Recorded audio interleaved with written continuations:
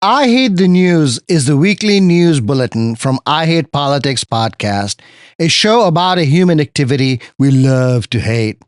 I'm Sunil Dasgupta. At a time when the national news weighs so heavy, does local news matter?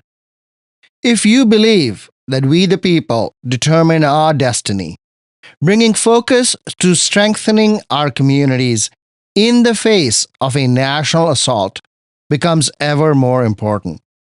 This is particularly true in the Washington, D.C. region, where we live in the shadow of the federal government and national politics. But can we avert our eyes from the big picture to see and care about the worm's eye view of things? The lament I've heard most of all is that local news is in decline. That's not quite correct.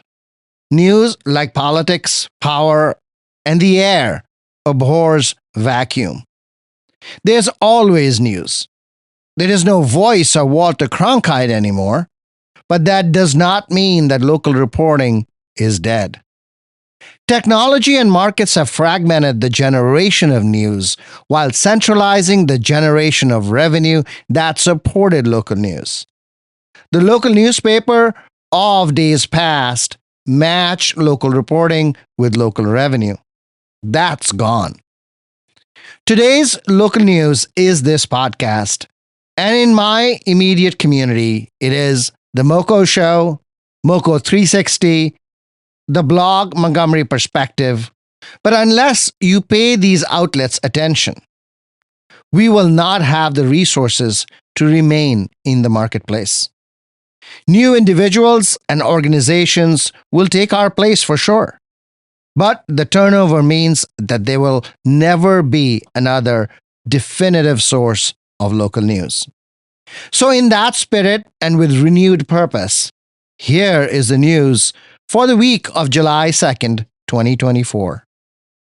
Alex E., the transgender 18-year-old charged with threatening mass violence at his school, is denied bond in Montgomery County Circuit Court. New polling data on the Alsobrooks Hogan U.S. Senate race.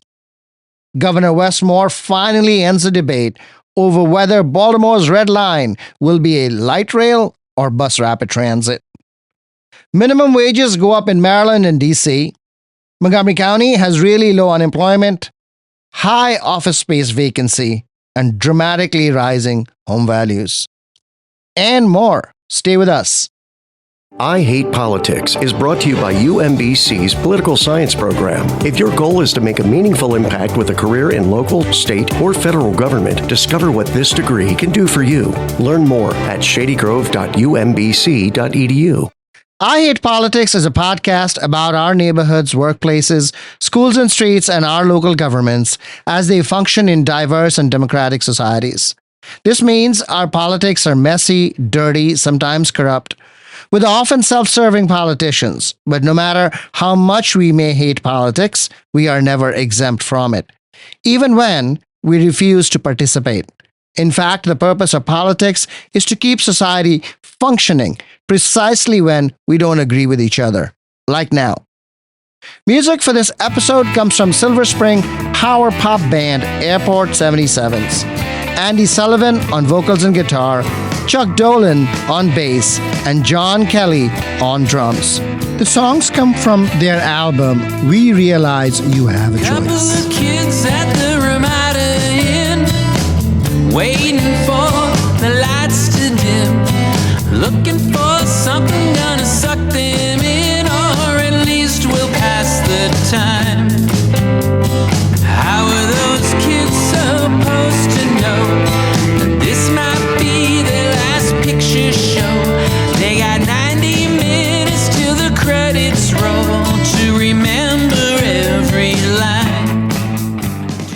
Last April, Montgomery County Police arrested 18-year-old Rockville teenager and former MCPS student Alex E. for threatening school shootings.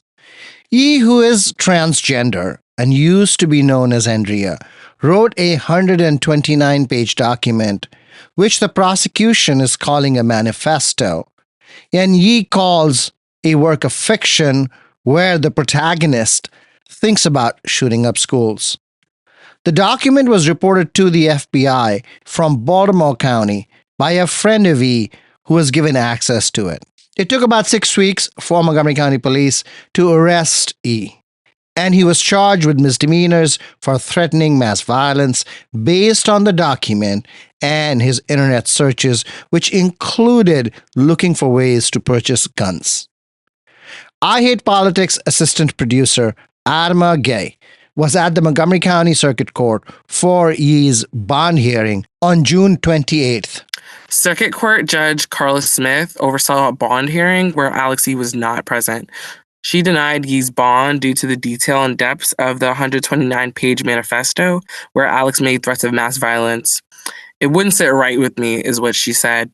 She had a hard time believing his words are fiction because of the effort and planning that was involved, including web searches, histories of local shooting ranges, and where to purchase a firearm. The question really is about whether Alex Yee would be released to his parents, right? The Montgomery County State's Attorney's Office said that Alex Yee was withdrawn from treatment at Johns Hopkins Hospital by his parents against the advice of doctors in 2023. Prosecutors said that the 7 months before his arrest was when Alex's mental health deteriorated rapidly. MCPS tried to help with the use of a non-campus therapist, and according to the prosecution, Alex Yee's parents denied the school's attempt at treatment. The prosecutors implied that it was impossible for Yee's parents to monitor or prevent Alex from accessing the internet in the house. They also stated not only is it unreasonable for the household to go without Wi-Fi, but it's impossible considering Alex's parents are wanting him to apply to colleges, which he would need internet access to do. In fact, the state says that it's reported that Alex's parents brought him mobile devices during visits at Johns Hopkins under the premise that he needed to do college prep while receiving treatment. Alex's attorney claims that Yee's parents withdrew him from Johns Hopkins on medical advice. Alex's attorney also says that he needs one-on-one visits with a therapist to be treated for his diagnosis of bipolar disorder and depression. In detention, Alex is not receiving therapy. The attorney also told the court that Alex needs a lower dosage of his prescribed medication. It is impossible for Alex to get a change in prescription without visiting a therapist. There was some concern about there being a gun in the Yee house. So in his manifesto, Alex described in detail a plan to commit violence with a gun that is located in the home. So there have been many questions about whether this was fantasy or not, considering the manifesto was written under the alias of someone named James Wang. To disprove this, Alex's attorney submitted an affidavit with a written statement from Alex's father claiming that there is no gun in the house, period. Why wasn't Alex Yee in court on June 28th? On June 7th, Judge Bonifant, who heard the case, had been upset about his absence. So at this moment, we don't know, but it is really curious why a defendant wouldn't be presented in court when the charges are read. This is an 18-year-old trans person, and he's very vulnerable in detention. What comes next? So after the bond was denied, the 30 to 40 community members, including other parents who were at the hearing, comforted Alex's parents outside of the courtroom. He is now to attend pretrial September 19th, going back before Judge Bonifant. His jury trial will begin in early December, where he will be facing up to 10 years jail time. Without proper psychiatric care, Yee's mental health could worsen. Adama Gay, assistant producer for I Hate Politics. Thank you.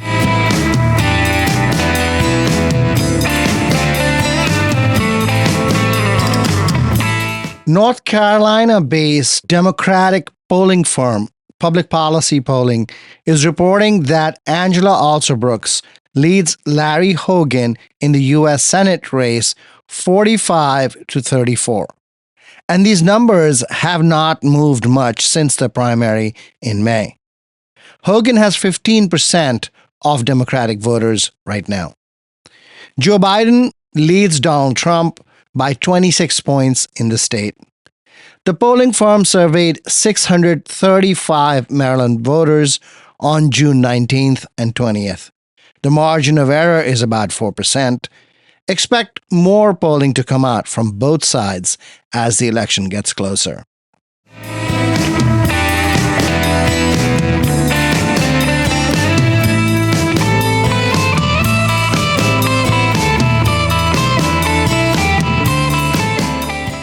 In the District of Columbia, the minimum wage is going up 50 cents an hour to $17.50. In Montgomery County, minimum wage increases to $17.15 for large employers with 51 or more employees, and to $15.50 for employers who have between 11 and 50 employees. For employers with 10 or fewer employees, the minimum wage is $15 an hour, which is the minimum wage Maryland-wide. The Commonwealth of Virginia lags the regional minimum wage at $12 an hour, but Virginia's minimum wage laws do not exempt tipped employees like restaurant workers. Northern Virginia counties pay their employees more than the minimum wage. The consequences of minimum wage legislation is interesting. The number should mean that those working at minimum wage jobs should prefer to work in Maryland and DC over Virginia. But that would mean that Northern Virginia employers offer higher wages as well, or they would lose employees. Northern Virginia and Fairfax and Arlington counties in particular have higher median household incomes than Montgomery County, though Maryland as a whole is wealthier than the Commonwealth. Maryland and DC are also enacting pay transparency and wage history laws this year. The law requires employers to advertise wage range for jobs, not just say that they'd be paid competitive wages. In DC, the law prohibits employers from asking about a potential employee's wage history as well. The DC law came into force this week. The Maryland law goes into effect October 1st, 2024. It is unclear if out-of-state employers with remote employees in Maryland are covered by this law.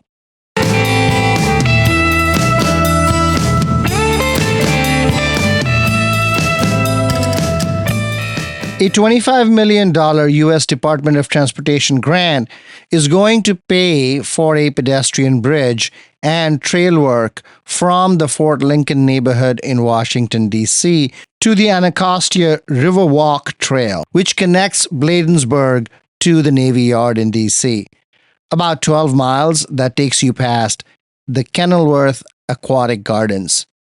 The same grant program is also funding a multimodal transportation hub in Reisterstown in Maryland, the revitalization of Hanover Street in Baltimore, and a transportation study at the Baltimore-Washington International Airport.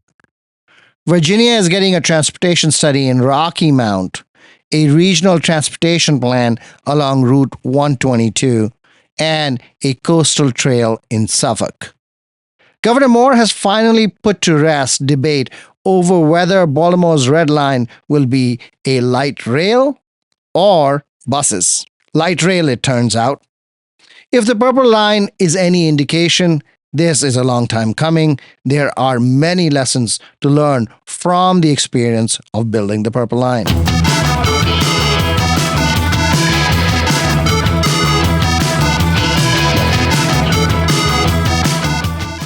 Montgomery County receives half of the $9 million in state renewable energy and resilience grants administered by the state's energy agency. Montgomery County and the state of Maryland both have building energy performance standards now, but they are defined differently.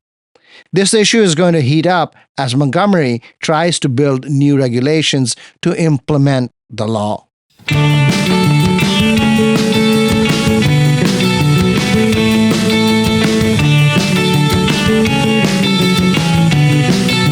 Economic development is notoriously hard to measure.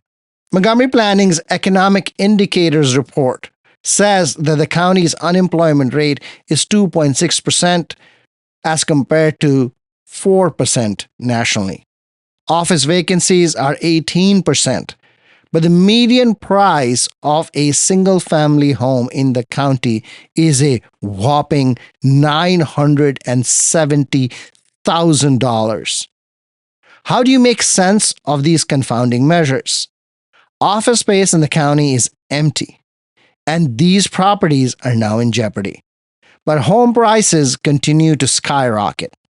Commercial property taxes make up less than 10% of all property taxes in the county, despite the assessed value of all commercial property in the county being 23% of the total assessed value of all properties. The Washington Nationals is calling up 6'7" outfielder, the Rockville-born and Olney-raised James Wood.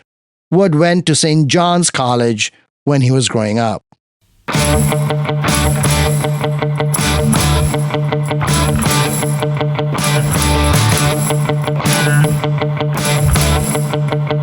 That's all for this episode. Be sure to check out our feature interview series that comes out Friday mornings. I Hate Politics is produced by me, Sunil Dasgupta, and assistant producer, Adama Gay, with support from the University of Maryland, Baltimore County. I direct UMBC's political science program at the universities at Shady Grove in Montgomery County, where, among other things, we explore and learn about politics, government, and society close to home. Music for this episode comes from Silver Spring power pop band Airport 77s. Andy Sullivan on vocals and guitar, Chuck Dolan on bass, and John Kelly on drums. The songs come from their album, We Realize You Have a Choice. If you want to share your music on the show or know someone else who might want to, please email us at producer@ihbpod.org. See you next time. There's a lot of things wrong this summer. A lot of things wrong this summer. It's true.